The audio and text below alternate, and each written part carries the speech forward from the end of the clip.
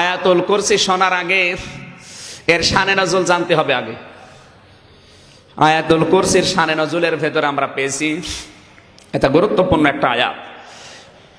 এই আয়াতটা হযরত আবু আয়ুব আনসারী রাদিয়াল্লাহু তাআলা আনহুকে শিখিয়েছেন শয়তান। কে? বিশ্বনবী মুহাম্মদুর রাসূলুল্লাহ জাকাতের অনেকগুলো খেজুর এক জায়গায় করলেন, এটা তাফসিরে কাবীরের ভেতরে পাবেন। হযরত আবু আয়ুব আনসারী বলেন, আমি জোহরের নামাজ পড়তে গিয়ে দেখি অনেকগুলো যাকাত আর সাদগার খেজুর। নবীজি আমাকে বললেন, তুমি এ দেশের মানুষ, আনসারী সাহাবী আমার, এই খেজুরগুলো তুমি পাহারা দেবে রাতের বেলায়।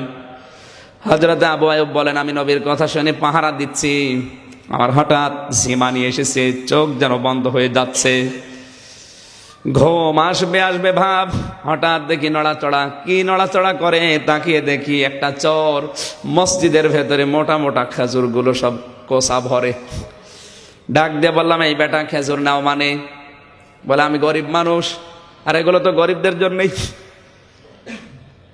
মসজিদে একজন ঘড়ি চুরি করছে, জিজ্ঞাসা করছে, ভাই আপনি মসজিদও মানেন না? কেন মানবো? এ মসজিদও আল্লাহ, আমিও আল্লাহ, আমি আল্লাহর বান্দা, আল্লাহর ঘরের জিনিস নেব, এখানে অসুবিধা। যারা চুরি করে মসজিদের ঘড়ি, কোরআন শরীফ, এরা মানে এই মনে করে চুরি করে যে আমিও আল্লাহ, ঘরও আল্লাহ। এই লোক বলছে, এই যে খেজুর, আপনি তো জানেন যে এগুলো যাকাতের সাদগার, এগুলো তো গরিবকেই দেবে, তা আমি গরিব মানুষ আর সারাদিন না খেয়ে আছি, আমি আপনি দেওয়ার আগেই নিয়ে যাচ্ছি, অসুবিধা কি? না, আমাকে আল্লাহর নবী পাহারাদার বানিয়েছে, আমি নিতে দেব না। চোর তখন কান্নাকাটি আরম্ভ করেছে, আমার ছেলে মেয়ে 2-3 দিন না খাওয়া, আমিও না খাওয়া, দয়া করে আমি আমার ছেড়ে দিন আজকে। বহু বলার পরে যখন কান্নাকাটি করছে, বলে যা কয়েকটা নিয়ে চলে যা। বিশ্বনবী ফজরের নামাজ আদায় করে ঘুরে বসলেন, ডাক দিয়ে বললেন, সাহাবীরা আবু আয়ুব আনসারী কই? সামনের থেকে তিনি দাঁড়ালেন, বলেন, আনসারী, রাতের বেলা যে চোর ধরেছিলে ছেড়ে দিলে কেন? হযরত আবু আয়ুব আনসারী বলেন, হে নবী, কেউ তো ছিলেন ওই সময়, আমি আর চোর শুধু কথা বলেছিলাম, আপনি টের পেলেন কি করে? বিশ্বনবী বলেন, জিবরাইল আমাকে জানিয়েছে, তুমি ছেড়িয়ে দিলে কেন এটা বলো। হযরতে আবু আয়ুব আনসারী বললেন, হে নবী, এ লোকটা খুব গরিব মানুষ, অসহায়, আরে খেজুরগুলো তো আপনি গরিবদেরকেই দেবেন, এই জন্য আমি তার কাকতি মিনতি দেখে দিয়ে দিয়েছি। আল্লাহর নবী বলেন, না, ও তোমার সাথে ঠকবাজি প্রতারণা করেছে, ও আবার আসবে আজকে। হযরতে আনসারী বলেন, কি? নবীজি বলেন, আবার আসবে মানে? আজকে আসলে আর আমার ছাড়াছাড়ি নেই। ঠিক গভীর রজনীতে এসেছে, খাজুরগুলো যখন তোলে ওকে জাপটিয়ে ধরলেন, নড়াচড়া করছে। হযরত আবু আয়ুব আনসারী বলেন, নড়াচড়া করছে মনে হচ্ছে তেল মেখে এসেছে, যত চেপে ধরে তত নড়ে, এত জাপটিয়ে ধরেছি, লোকটা কখন যে আস্তে করে নিচ দিয়ে বের হয়ে চলে গেছে আমি আর ধরতে পারি নাই। সকালবেলা ফজরের নামাজ আদায় করে নবীজি আবার বললেন, কই চোর ধরলে ছেড়ে দিলে কেন? হযরতে আবু আয়ুব আনসারী বলেন, হে নবী, ধরেছিলাম কিন্তু লোকটা তেল মেখে এসেছিল। আল্লাহর নবী বললেন, আনসারী ও আজকে আবার আসবে। আবার আসবে মানে? না, তুমি সতর্ক থাকবা, আবার আসবে, ও লোকটা প্রতারক। গভীর রজনী, আজকে আর ঘুমাই না, আজকে আমি চোর ধরে নবীর কাছে নিয়ে যাব। এসেছে লোকটা, মোটা মোটা খাজুরগুলো যখন আবার তোলে, এবার এমন ভাবে ধরেছে, শুধু ধরা না, দড়ি দিয়ে বেঁধে ফেলেছে, আজকে আর যেতে পারবে না। চোর তখন কাকতে মিনতি করে বলে, আবু আয়ুব আনসারী, আমার ছেড়ে দাও, তোমার আমি কোরআন শেখাবো। কোরআন শেখাবো মানে? তোমার মানে এমন একটা আয়াত শেখাবো যে আয়াত পড়লে আর চুরি হবে না, চোরও আসবে না। কি আয়াত? কোরআনে কারিমের একটা গুরুত্বপূর্ণ আয়াত আমি জানি, তুমি যদি ওই আয়াত পড়ে আল্লাহর উপরে বিশ্বাস করে ঘরে অথবা যেখানে থাকো ওখানে যদি বিশ্বাস করে ফু দিয়ে আসো, ওই জায়গায় চোর আসবে না, আসলে বাড়ির মালিক টের পাবে। বলেন, তখন এই আয়াতটা শিক্ষা দিয়েছে, আল্লাহু লা ইলাহা ইল্লা হুয়াল হাইয়ুল কাইয়্যুম। নবীজি বললেন, কই চোর ধরেছিলে কি? বলে, হুজুর ধরেছিলাম কিন্তু ছেড়ে দিয়েছি, ও আমারে কোরআন শিখিয়েছে, এমন একটা আয়াত আজকে আমি শিখেছি, ওই আয়াত পড়লে নাকি আর চোর আসবে না। নবীজি বললেন, ও সত্য কথা বলেছে, কিন্তু লোকটা বড় মিথ্যাবাদী। ও সত্য কথা বলেছে, লোকটা বড় নবীজি বললেন, আবু আয়ুব আনসারী, এই 3 দিন একাধারে তুমি যার সাথে ধস্তাধস্তি করলে চেনো লোকটাকে? বলেন, না, এটা হচ্ছে শয়তান। হযরতে আবু আয়ুব আনসারী বলেন, হে নবী, যদি শয়তানি হবে তো ভালো জিনিস আমারে শিখালো কি করে? আল্লাহর নবী বলেন, আবু আয়ুব রে, পৃথিবীতে শয়তানও মাঝে মাঝে বিপদে পড়লে, ঠেলায় পড়লে ভালো কথা বলে। আমি আর নিচে নামতে পারলাম না। আজ অনেক শয়তান ঠেলায় পড়লে ভালো কথা বলে। আর কি বুঝে ফেলেছেন? আলহামদুলিল্লাহ, ঠিক আছে। এই সে আয়াত যেটা পড়লে আপনার ঘরে চুরি হবে না। এমনকি রাতের বেলা যদি গাছ সমসম করে, মনে করেন পেছনে কেউ আসতেছে, সূরা আয়াতুল কুরসি, এই সূরা বাকারার 255 নম্বরে আয়াতটা পড়বেন, দেখবেন ওই ভয়টা কেটে যাবে। ফরজ নামাজের পরে কেউ যদি আয়াতুল কুরসি একবার পড়ে, আর এই আয়াতের ভেতরে 10টা ক্ষমতা আছে। কয়টা? এই 10টা ক্ষমতা যদি ও বিশ্বাস করে দুনিয়ায় আমল করতে পারে, মরণের সময় ওর কোনো আযাব হবে না। মরণের আযাব থেকে আমরা বাঁচতে চাই না? চাই না? মরণের যে আযাব আমরা শুধু শুনেছি, ওয়াজাত সাকরাতুল মাউতি বিল হক যালিকা মা কুনতা মিনহু তাহিদ। আল্লাহ বলেন, পৃথিবীর সব কিছু বানোয়াট, মিথ্যা, 2 নাম্বারি, চকলখড়ি, সব চিটারি বাটপারি হতে পারে, কিন্তু মরণের যন্ত্রণা হক, এখানে কোনো চিটারি নেই। কারণ পৃথিবীর কেউ এ থেকে রেহাই পায়নি। এমনকি বিশ্ব নবী পর্যন্ত মরণের যন্ত্রণা টের পেয়েছেন।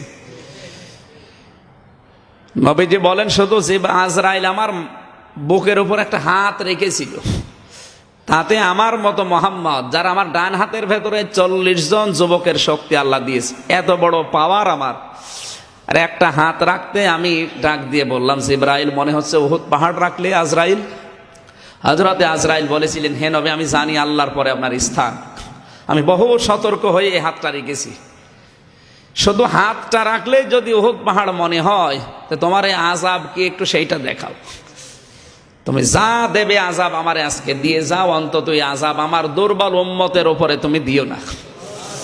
হযরতে আজরাইল ওই মরণের যন্ত্রণার সময় বলেছিলেন, হে নবী, আপনার উম্মতের ভেতরে যদি কোন উম্মত ফরজ নামাজের পরে মাকতুবাতিস সালাত, ফরজ নামাজের পরে আয়াতুল কুরসি নামে একটা আয়াত আছে কোরআনে, এটা যদি পড়তে পারে, আর এখানে আল্লাহ 10টা ক্ষমতার কথা দিয়েছেন, এই 10টা ক্ষমতা যদিও বিশ্বাস করে দুনিয়ায় কার্যক্ষেত্রে আমল করতে পারে, ওর মরণের যন্ত্রণা আমি দেব না।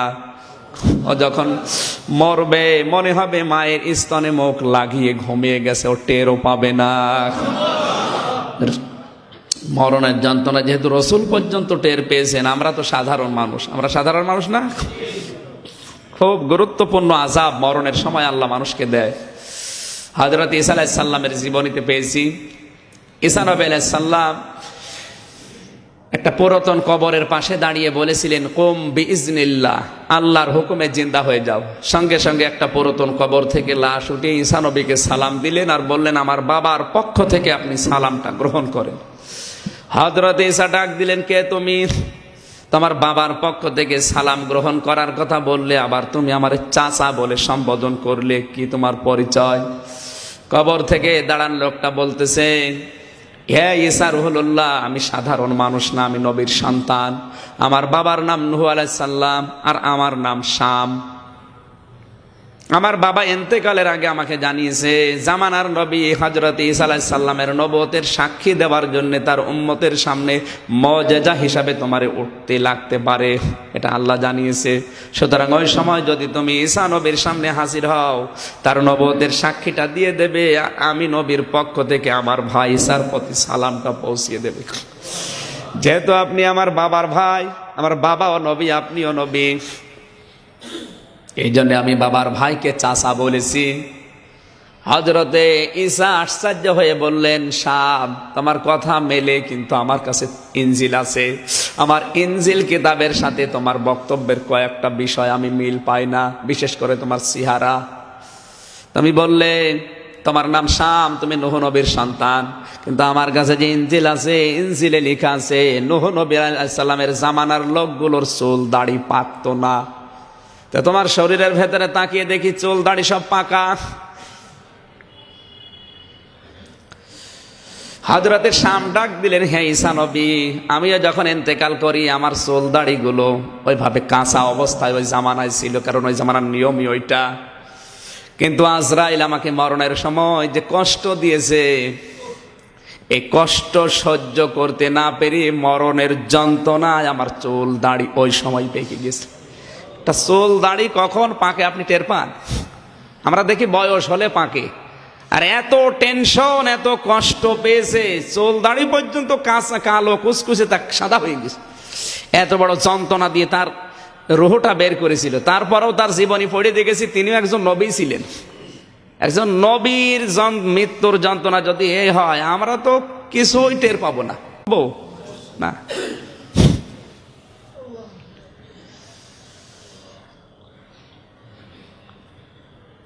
হযরত ঈসা আলাইহিস সালাম জিজ্ঞাসা করলেন, শাম, আমার ইনজিলে আর একটা কথা আছে, হযরত নূহ আলাইহিস সালামের জামানার মানুষের শরীর ঘামতো না, কিন্তু তোমার শরীরের ভেতরে দেখি ঘামগুলো টপ টপ করে পড়ে, কারণ কি? হযরতে শাম ডাক দিলেন, হ্যাঁ ঈসা রুহুল্লাহ, ঠিকই পড়েছেন, ইনজিলে আমাদের শরীর আসলে ঘামে না, কিন্তু আজরাইল আমাকে যেভাবে আমার জান বের করেছে, এত কষ্ট আমি পেয়েছিলাম, এত লাফালাফি নড়াচড়া লাভ ঝাঁপ দিয়েছিলাম, গড়াগড়ি দিয়েছিলাম, ওই সময় এত কষ্ট পেয়ে আমার শরীরে টেনশনে যে ঘামগুলো ঝরতে আরম্ভ করেছে। আজ হাজার হাজার বছর কবরে আছি, কিন্তু ওই ঘাম এখনো টেনশনে শুকিয়ে যায়নি। হাজারো বছর কবরে থাকার পরে যদি তার ঘাম না শুকায়, টেনশনে ঘাম ঝরতেই থাকে, তাও একজন নবীর সন্তান। আমরা যারা সাধারণ মুসল্লি, আমাদের কি হতে পারে বলেন তো? এই মরণের যন্ত্রণা থেকে রেহাই পাওয়ার একটাই পন্থা হযরতে আজরাইল নবীকে শিখিয়েছিলেন, সেটা হচ্ছে ফরজ নামাজের পরে আয়াতুল কুরসি 10টা ক্ষমতা বিশ্বাস করে মেনে নেওয়া। আমরা এই 10টা ক্ষমতা আজকে আয়াতুল কুরসির ভেতর থেকে একটা একটা পয়েন্ট আকারে আলোচনা করব।